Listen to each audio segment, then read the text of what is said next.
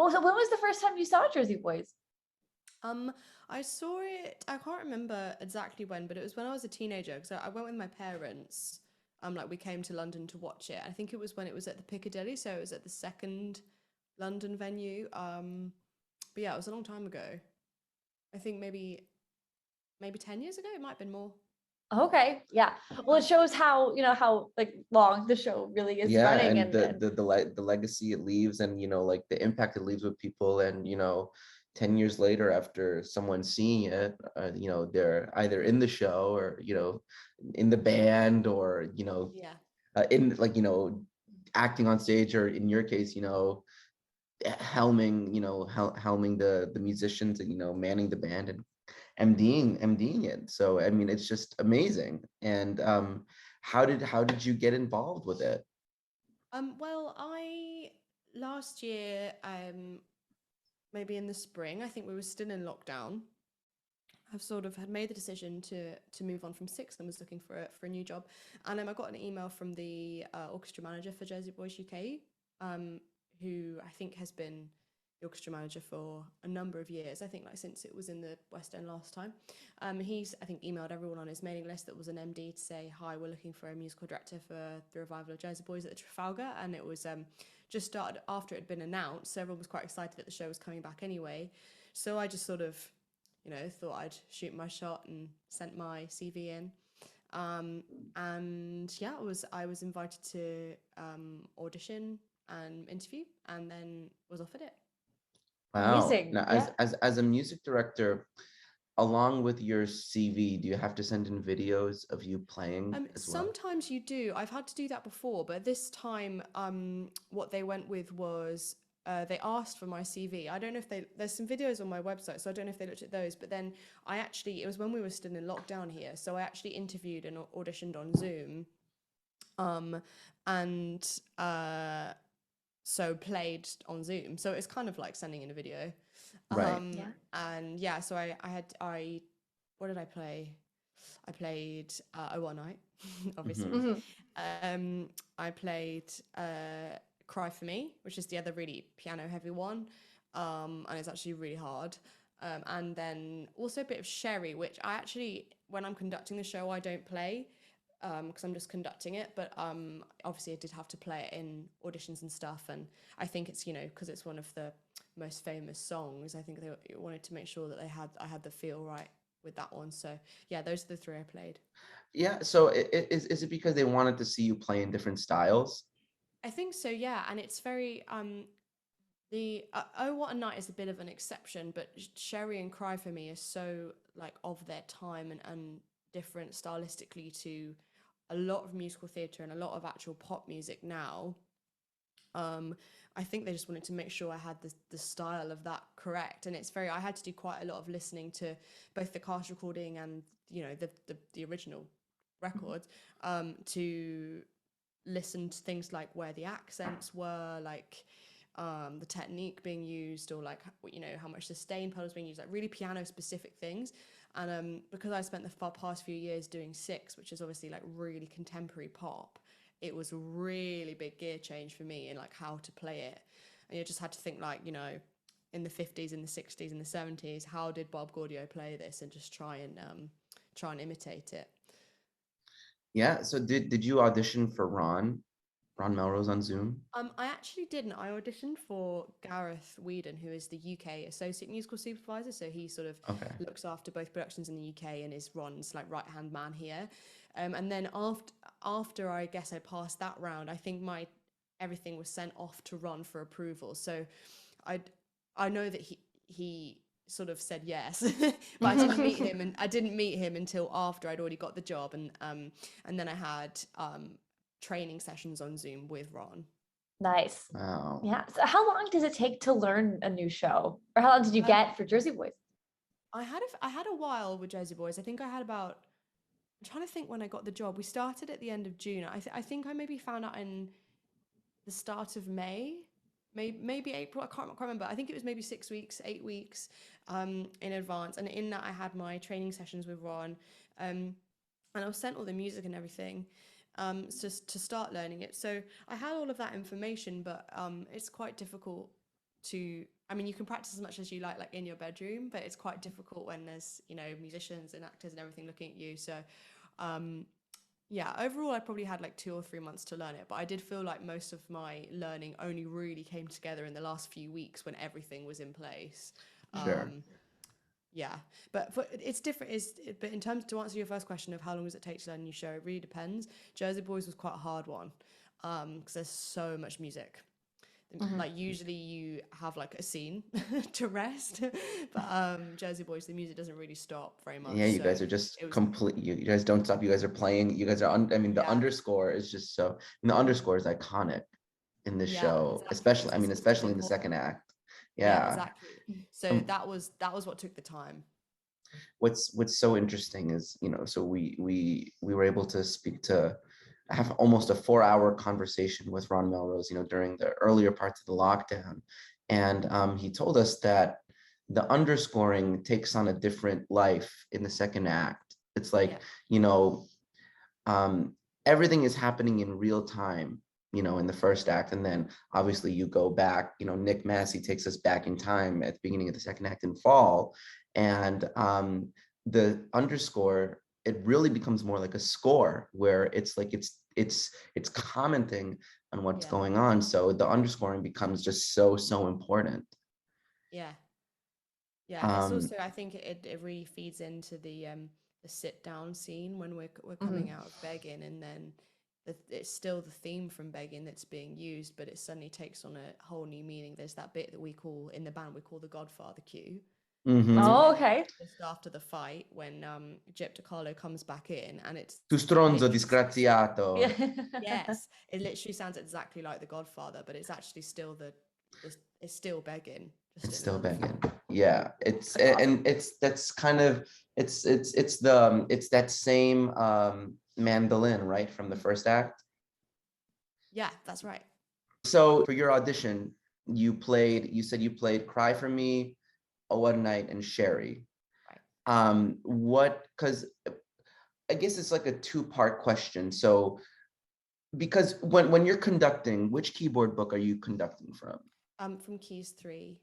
Okay. And I think keys one is the one that has the most kind of, I would say, you would say playing, right? Yeah. And keys one is, you know, Ron is amazing. So he told us that he made the keys one player always a female because he grew up in a very, you know, Matriarchal. matriarchal, exactly, very matriarchal family, perfect word. And he wanted to make the keys one player a female so she can go on stage and play. Yeah. Yeah. So I think that's just amazing. So were you, when you were auditioning, you were playing from the keys one book? No, it was actually, well, actually the bit from Sherry I did was from the Keys 1 book, but it was always from Keys 3. So Keys 3, the conductor chair has the main piano figure in Oh What a Night, the famous one, Okay. and also leads Cry for Me. So it's kind of like two of the really tricky points are led from the conductor. But the rest of the time, I mean, there's loads of, I don't know why I said that. There's loads of tricky points in all of them. But I think like two of the really heavy piano featured ones, it's on the conductor chair, whereas the rest of the time, I'm sort of waving my hands around too much to play. So yeah, I was playing those ones in the audition, but I did play a bit of Keys 1, just the Sherry It's the part. Sherry. Okay. And go ahead. Oh yeah, well, I have a question about well, because I guess I'm not a musician, so I'm definitely here to learn from both of you. But how common is it where the conductor also plays during the It's show? nowadays it's very common. I think in the older days of musicals, it wasn't. Everyone conductors used a baton, which is like what classical conductors use.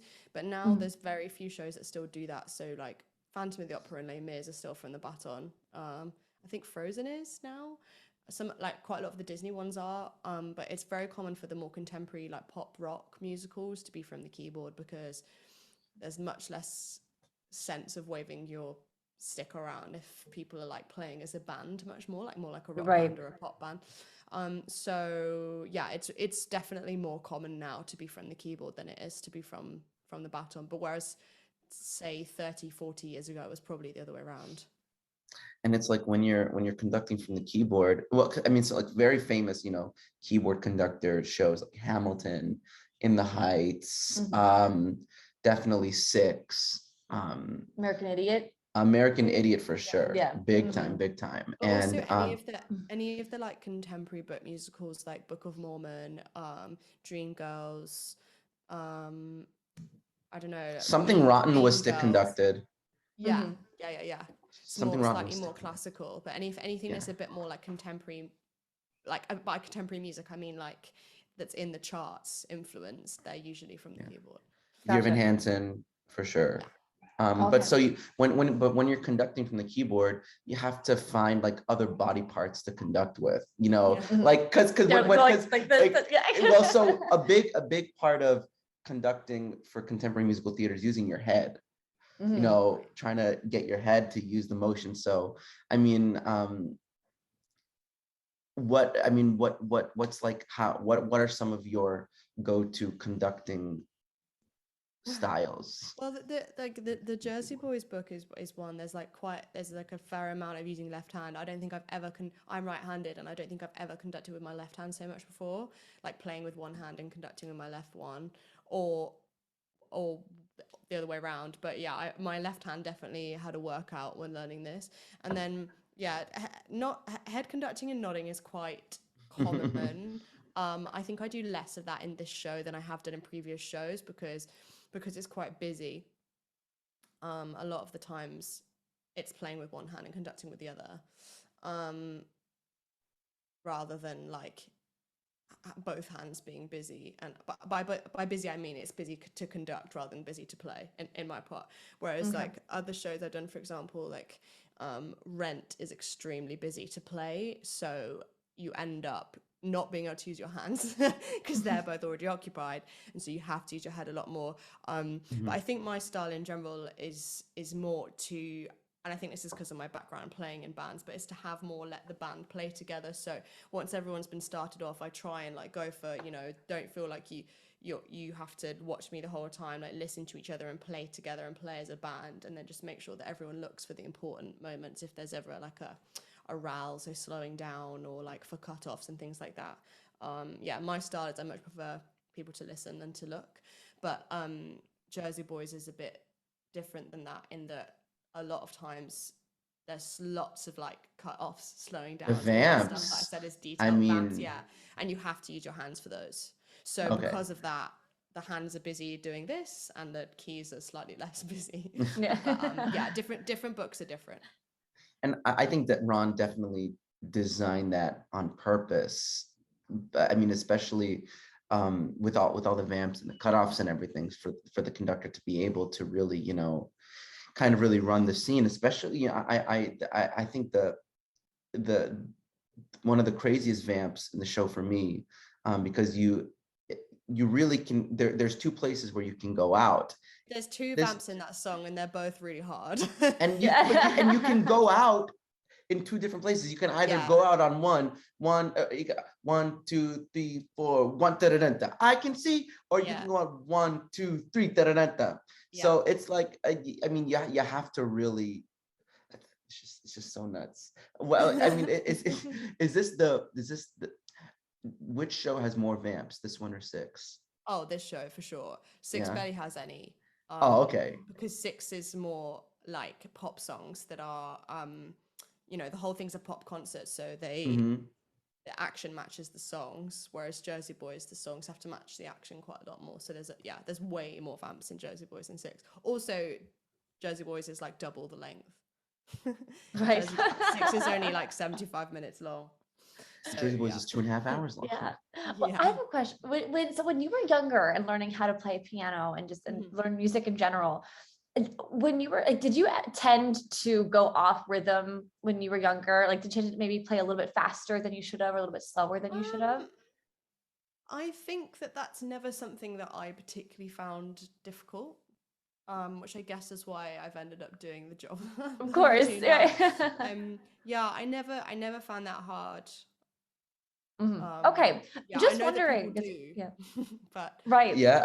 I mean, so I know I never practiced using metronomes or anything growing up, but I mean, you guys have the click tracks in Jersey Boys, right? Just to make sure that, because I mean, the click tracks often go with with something else. Sometimes often go with something else, with like some sort of pre-recorded thing. And so you want to, just for our listeners and viewers out there, a lot of professional shows will use what's called a click track. And Katie, if you could just explain what a click track is for everyone, that would be Well, great. a click track is typically, just as you said, it has something pre-recorded on it. So, for example, in Six, it's used a lot for a lot of very highly produced sounds or electronic sounds that can't be produced live, and so they were produced in a studio. And it's also used sometimes when there's like extra instruments that can't be present. So that happens a lot more in the UK than it does in the US due to union rules. But that's if, like, for example, you want it to sound like there's a whole string section, but there's no strings, so you put them on the click track.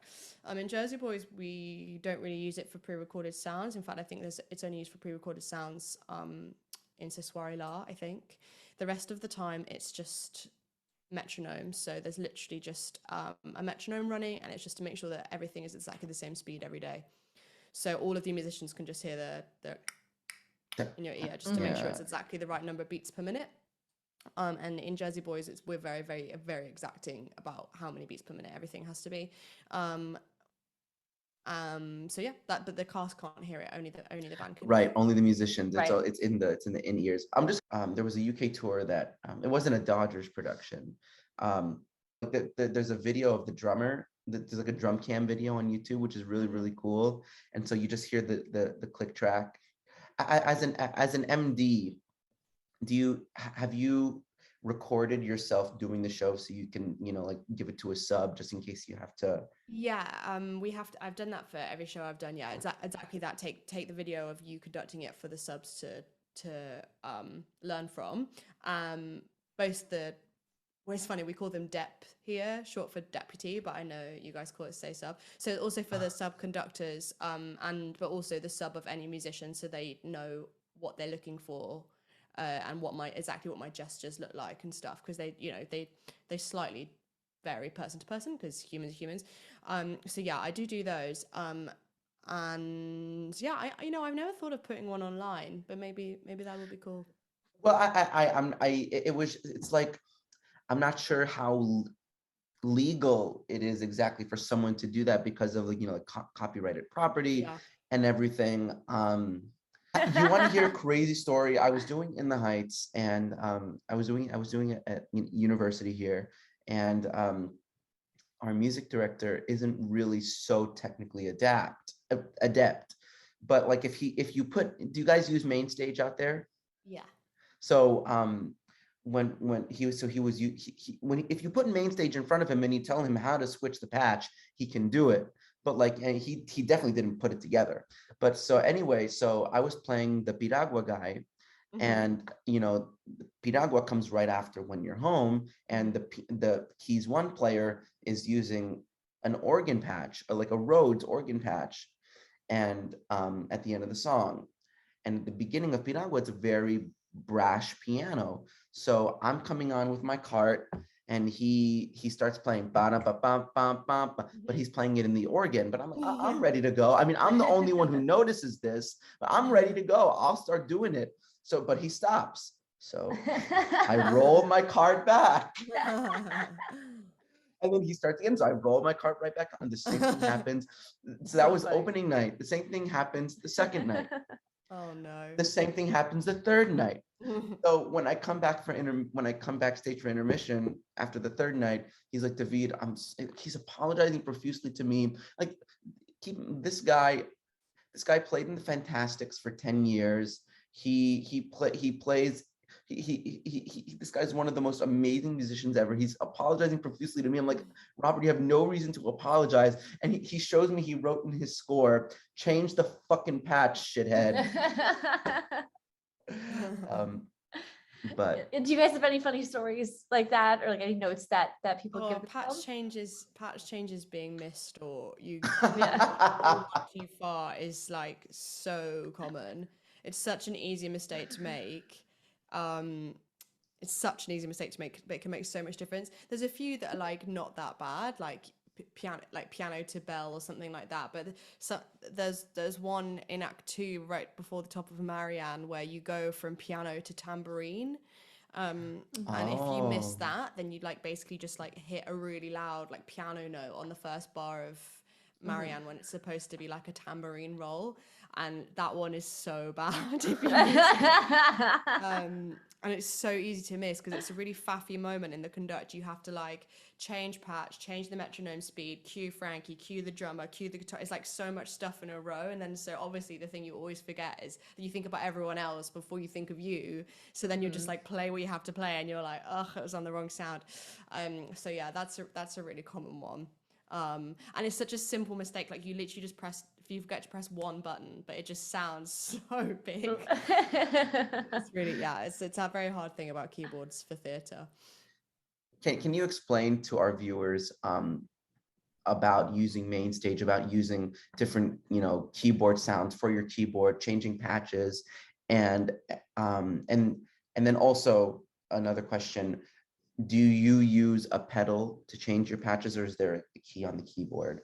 So yeah, so the Mainstage is this program that's, I think it's only available on Mac, made by Apple, and it's actually like quite a cheap program. It's like £30 or something. It's not very expensive, but basically it's almost the industry standard. Like every show uses it, and it's this piece of software that uses MIDI. You can plug any MIDI controller into it, and it will like whether it's a guitar or whatever, and it will read the MIDI signal and then play whatever sound you tell it to play. So you can tell it to be a flute or a violin or an organ or whatever.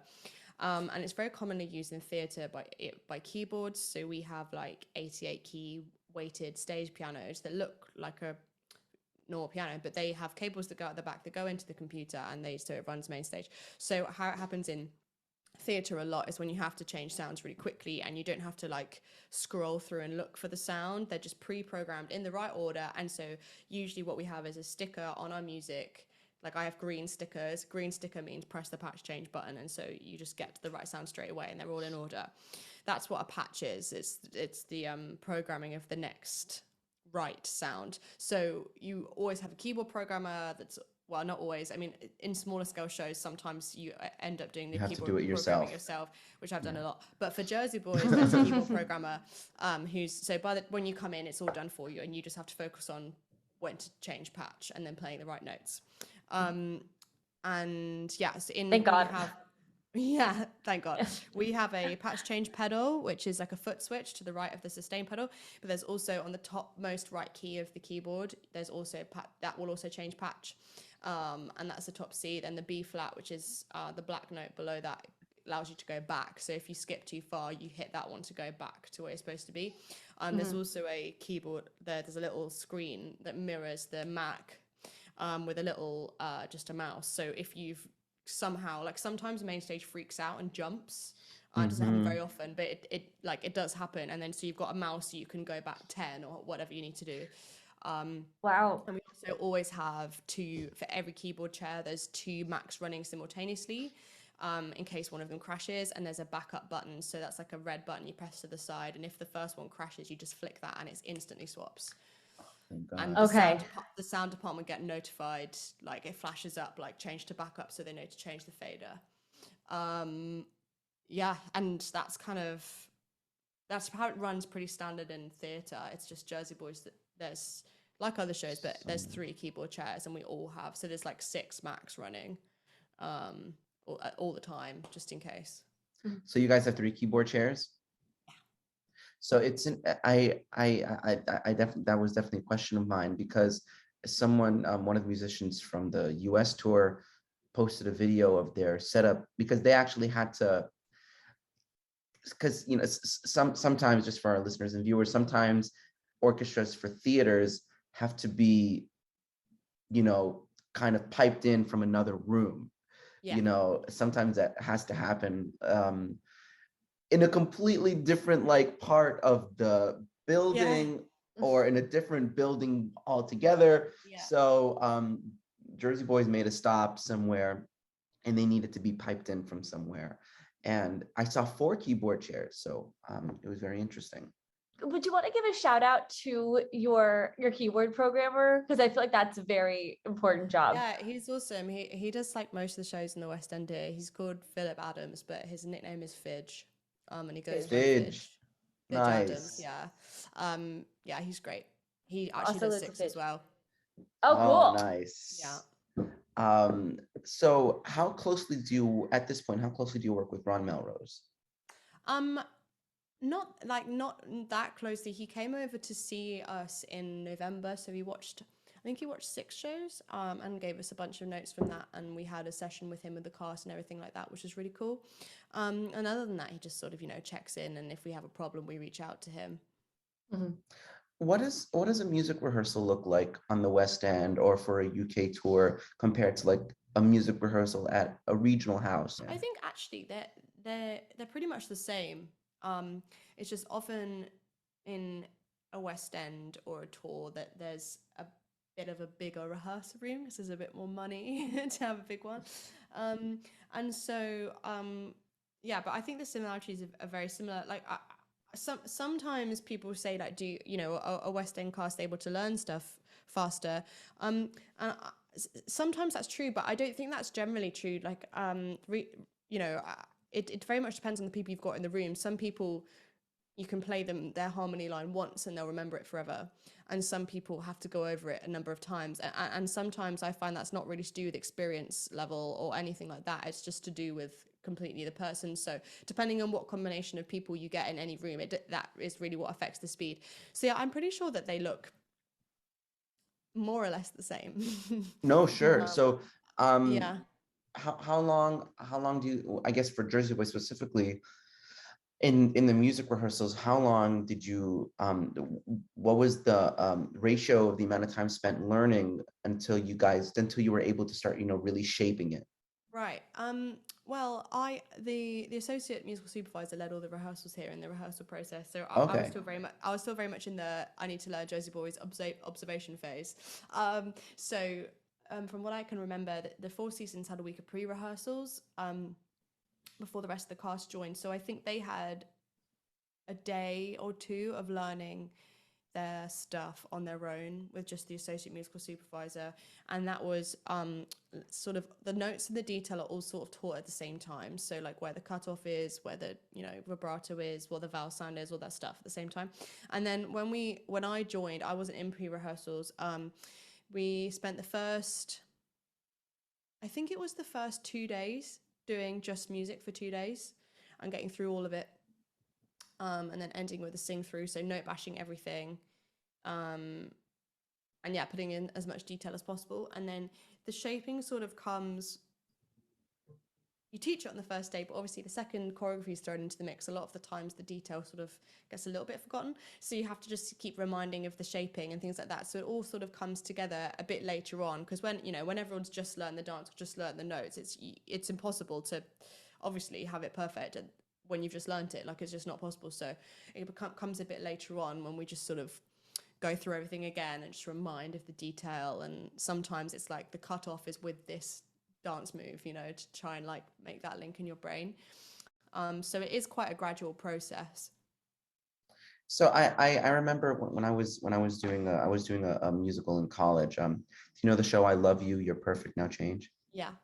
So I was doing that, and we were working with actually pretty top tier music director. He's actually touring. He's the associate music director with Hamilton, the Philip tour right now in the cool. US. Yeah. I had worked with him a few times, and he just happened to be music directing this. And we had an associate music director who taught us the stuff, and he came in and really just came in and shaped it and make sure that we understood the feel of the music, that the dynamics were there. And it's like I guess that this is you kind of touched on this earlier when you said if people ask you if West End actors learn things easier, or maybe because I know not everyone knows how to read sheet music, even the high level high level people. So it's like, okay, that's actually really, really interesting. And that's not good, or it's not bad. That's just the way it is. Not everyone had the musical that formal musical training to really sit down and learn it. So I guess, what's the most important thing to you during a music rehearsal, when you're shaping the sound, when you're working with people who might not have that formal? How do you bring everyone together? Specifically for Jersey Boys, how do you work with I guess at this point, maintaining it, how do you work with the actors to get that sound, the whole world knows, Yeah, really good question. I think Jersey Boys is an interesting one because I was obviously learning it as it is rather than creating it. But I think the way that I find to try and maintain the famous Jersey Boys sound is make sure that actors know why it's like that. So like a lot of times this is particularly helpful, I find, with dynamics, is like the end of this bit has to be loud because it's the end of that concert, or this bit has to be quiet because it's a very private moment, or blah blah blah. And I think sometimes relating it to a acting reason why is quite useful with things like that. A lot of the times with things like vibrato and placement and cutoffs, and that is when people that have really have had musical theatre training really comes in handy, because then you don't really have to tell them why so much. They just sort of understand that that's it, it's a musical and that's their job. But in terms of the like shows when I've been more involved with the creation of the sound, what I do try and do is myself research the sound world. So Rent is a useful example for that. I did a lot of research on Jonathan Larson's influences, both shows and also the music of the time. So I listened to a lot of like Bruce Springsteen and like REM, and etc etc etc, and sort of like had those references in my head, and then also like listened to a lot of the cast recordings that have come before, particularly the Broadway one, because obviously Jonathan would have had a direct influence on that, and then sort of like communicated that to the cast in terms of like what those aims are. I think that's sometimes the most useful way, because the responsibility gets a bit shared, and I think a shared responsibility for a company is always better than just saying like it has to be like that, because I think like if you have any form of explanation, it usually gets taken on better. So that's typically how I approach it. And for Six, I do like a little, it's not even a workshop, like a 15-minute chat when, for example, we just had a new cast start for the tour last week here, the UK tour, and say like, these are the influences, these are, if you want to do some homework, this is like what we want the vocals to sound like, and give them like a list of artists to go listen to, and yeah, then I think that a shared responsibility is always positive. Kind of like musical dramaturgy. Yeah, that's very much how I try and approach it, because I think directors do that, they research the time period and all that stuff, and I just really try and do that from a dramaturgical point of view. Like for Rent, I really researched the AIDS crisis and watched Pose and things like that, but also from a musical point of view as well. And I think that if you can link those two things together, then it kind of like makes inspiration come easier, because you've got so much source material flying around your head. So yeah, that's what I always try and do. It's like you just hit the trifecta, you put everything together. That's exactly. Yeah, because you really do have to have it all internalized. Yeah, and it only comes if you really behave like a nerd about it and really go the extra mile. It's the only time that comes, and that's what exactly as Tommy says, like it feels like it comes in a flash of like overnight inspiration, but actually of course that isn't the case. It's weeks and months of preparation. Speaking of nerding out, we nerd. I mean, we like to say that we're students of this show at this point, but there's things that we nerd out about. Has Ron shared with you his Easter eggs that he put in the show when he created it? maybe some of them, but I can't think of any. off the top of my head. So I do feel like I have been told that. I just can't remember. You want to do a little quiz? Let's do it. See if I can get them. Okay, Yeah. great, awesome. So, how many times, including being sung, how many times is Dawn heard in the show? Oh, quite a lot.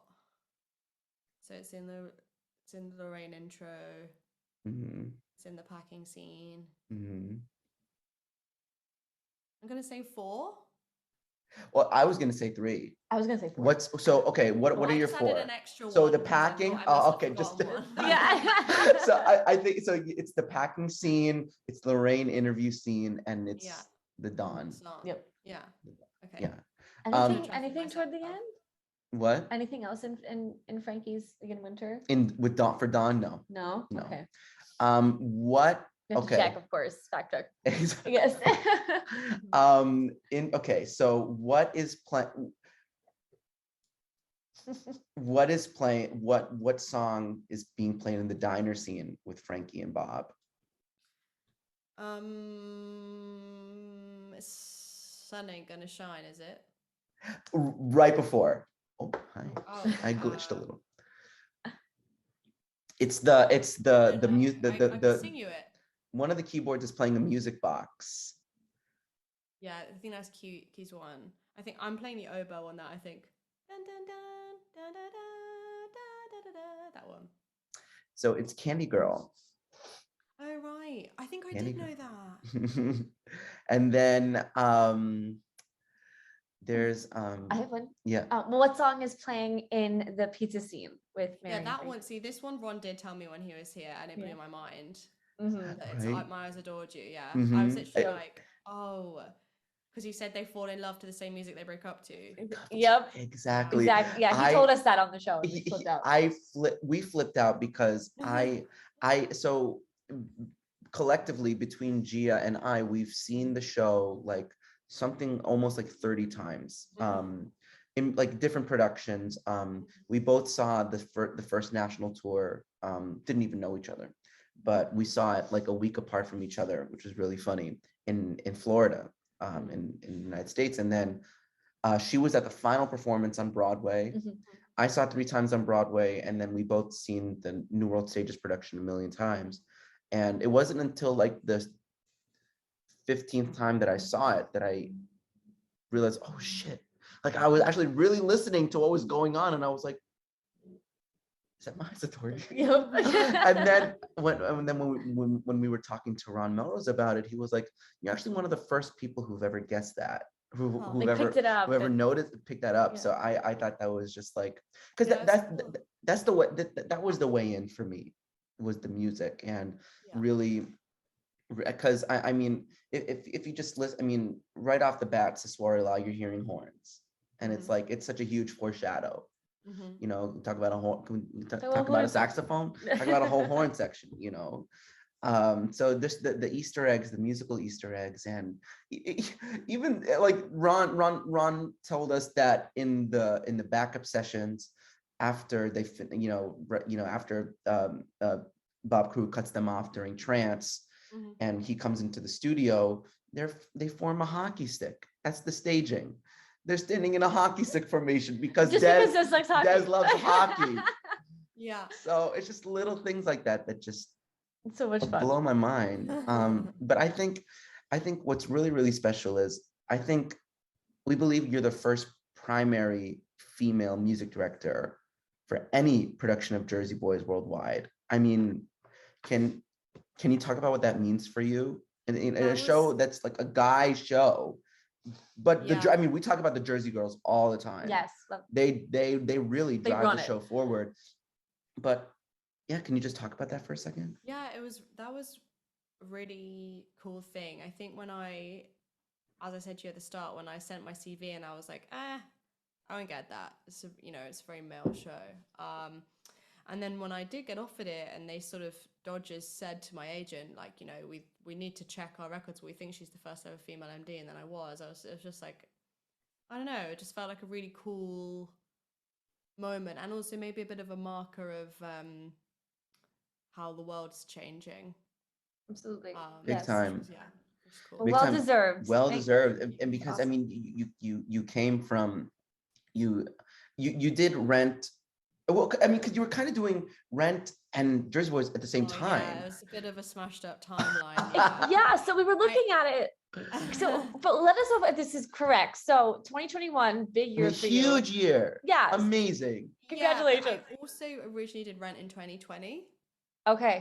Oh, okay. Yeah, so I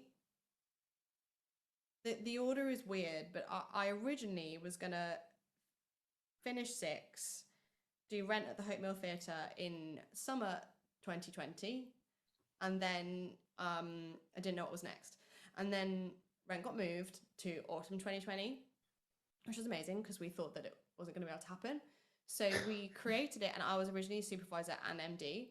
We created it in October 2020, and we opened on like the 29th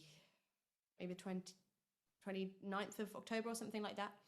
And then Wow. we were able to run for 5 performances, and then the press night was also the closing night because the government put us into a second lockdown. But we were lucky enough that we were able to film it. So we did a proper Amazing. like pro shot, multicam, properly took the audio and mastered it in the studio and all that stuff. So did that. Then I ended up going back to Six because Six transferred to the bigger theatre at the Lyric, and we put in the Broadway version, which is different orchestrations. Oh, And okay. and so they wanted me to go back because I was the original, and we were putting in the new version. And I was still associated with Six. I just wasn't the musical director anymore. So I went back to being the musical director, which was unexpected and would never have happened if it wasn't for COVID. Did that. Then the show ran. We rehearsed it in, put it all in, and then the show ran for 10 days, and then got shut by a third lockdown.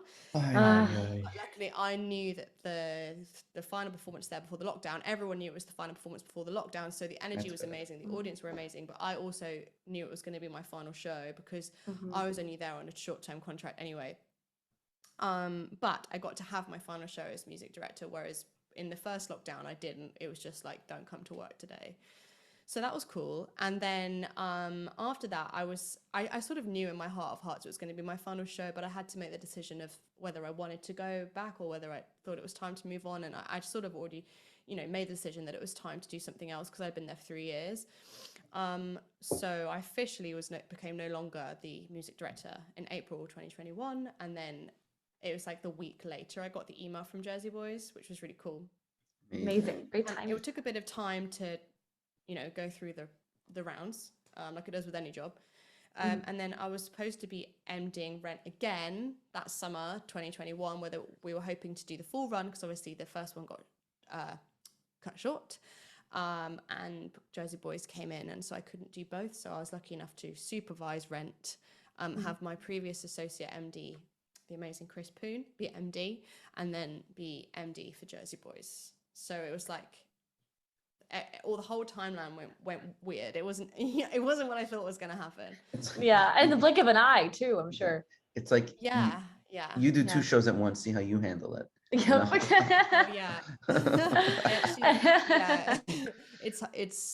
was busy.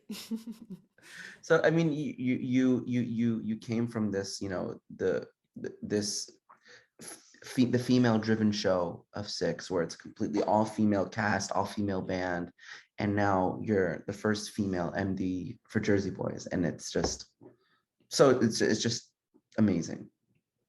It's amazing. Yeah. Well, a salute to you. A salute, exactly. Really So the Bonnie and Clyde concert. Oh yeah. I mean, how was that? How was that? So Did you stick conduct that? No, that's also from the keyboard. So Frank Wildhorn's vibe is very, I think Jacqueline Hyde is a bit of an exception to this, but his vibe as a person is he's very like play like a band, which is what I was saying I like doing earlier. So it kind of worked out perfectly for me. I've been a bit obsessed with that show for quite a long time. When I was still at college, I did it as part of my training as assistant MD, and then I got really obsessed with the soundtrack. The music's so good, and obviously I've been a fan of Jeremy Jordan's for a long time, as I think a lot of people in musical theatre are. Big time. And then it sort of came through and I was like, oh, I'd love to do that. And they just asked if I wanted to do it, which was amazing. And really surreal. And it was, even though I was connected to the project for quite a long time, I knew it was coming. It was still a bit of a pinch me moment when we actually did it. Because the Theatre Royal Drury Lane is like one of the biggest and most famous Huge. theatres here. Amazing. Yeah, and it's also so steeped in history. So yeah, that was really cool. And obviously working with Jeremy was amazing. Like I think I won't forget the day that he came into rehearsals and I had to play for him to sing Bonnie. And I was just like, what is my life? That's my life. Cool. Yeah, it was cool. It was really great. He's so nice. And Katy so Richardson talented. is offer only, guys. Yep. Okay. She's offer only. Yeah, it's only the offer only thing's only happened to me like twice, but it does feel good. We saw on your Instagram that, you know, like you posted a picture of you taking a bow at the Theatre Royal Drury Lane.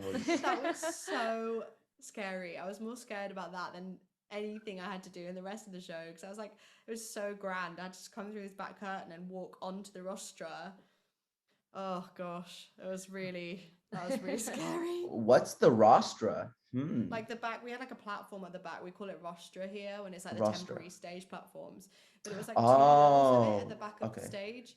I was just so scared at like tripping up the stairs or, you know, something. I fell off a rostra, and You don't tell me that. it was like also like a really high level one too. It's like goes from here to here. Ooh, I keep glitching out here. But I think this is actually a great place to wrap up here. Katy, thank you so much for coming on and talking to us. We know you have a really, really busy schedule, so we really appreciate you taking the time to talk to us. This was really so special, and I think our viewers and our listeners are really gonna love this one a lot. Yes, I think so too. Thank you so much. We'll let you know when it's up. Yeah, do. Thank you so much. And have a beautiful day. Enjoy.